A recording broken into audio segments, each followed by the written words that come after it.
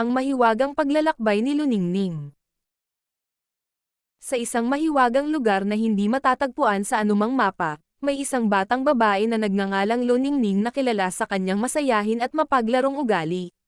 Isang araw, habang naglalaro siya sa tabi ng kanilang bahay na gawa sa makukulay na dahon at sanga, nakakita siya ng isang kalabaw na hindi pangkaraniwan ang itsura. Ito ay may mga matang kumikislap na parang mga bituin at balat na kumikinang na parang ginto. Ngunit ang pinakanakakagulat sa lahat, ito ay nagsasalita. Magandang araw, Luningning, bati ng kalabaw. Ako si Kaloy, ang mahiwagang kalabaw, at may dala akong balita tungkol sa isang nakatagong kaharian na may engkanto.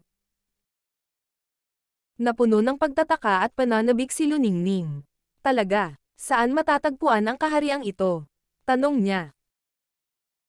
Inihanda ko na ang mapa patungo doon, sagot ni Kaloy, habang inilabas ang isang lumang mapa mula sa kanyang sungay. Ngunit, hindi ito magiging madaling paglalakbay.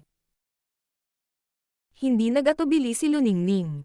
Nag-empake siya ng kanyang paboritong merienda, ilang damit, at ang mahiwagang mapa. Nang handa na siya, nagpaalam siya sa kanyang mga magulang at sinimulan ang kanyang pakikipagsapalaran kasama si Kaloy. Sa kanilang paglalakbay, nakilala nila si Monmon, ang makulit na unggoy na unay nagtangkang nakawin ang mapa. Ngunit matapos makita ang kabutihan ni Luningning, nagpa siya si Monmon na sumama sa kanila sa halip. Nang marating nila ang isang malawak na ilog, isang higanteng pagong na nagngangalang Tomas ang nag-alok na tulungan silang makatawid. Sa tulong ni Tomas, ligtas silang nakarating sa kabilang pampang.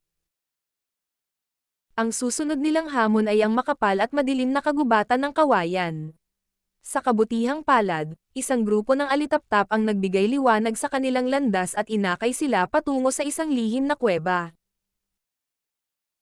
Sa loob ng kuweba, nakatira ang isang matandang ermitanyo na nagngangalang Mang Isko. Binigyan niya si Luningning ng isang bugtong na kailangan niyang lutasin.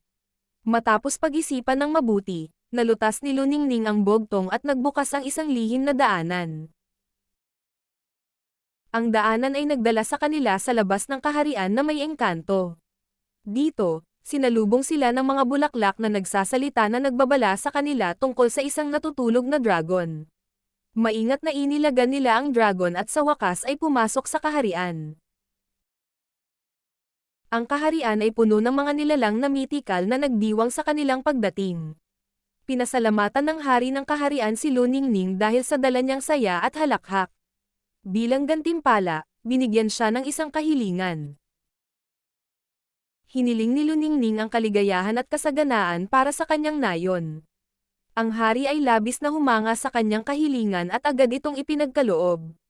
Sa kanilang pagbabalik, dala ni Luningning ang mahika ng kaharian na nagdulot ng walang katapusang kaligayahan at kasaganaan sa kanyang nayon. At mula noon, ang nayon ni Luningning ay naging kilala bilang ang nayon na laging masaya at puno ng pag-asa, salamat sa isang batang babae at sa kanyang mahiwagang paglalakbay kasama ang isang kalabaw na nagsasalita.